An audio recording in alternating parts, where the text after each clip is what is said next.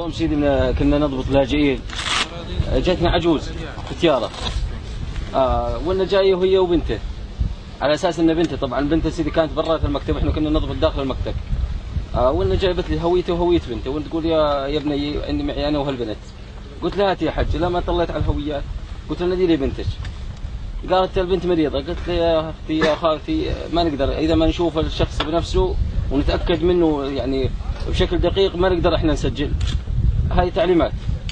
قالت الا نجيبه. قلت لها والله الا تجيبيه.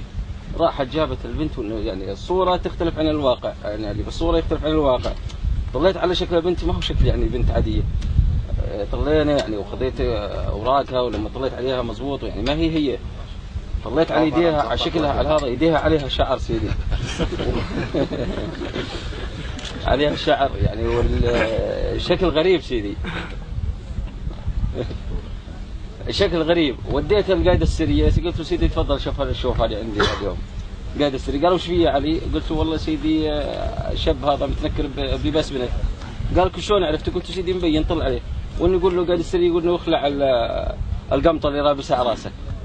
قال له اشلح القمطه على راسك. لما صار يسولف عادي، هو قبل ما سولف، لما صار يسولف بين صوته صوت شاب.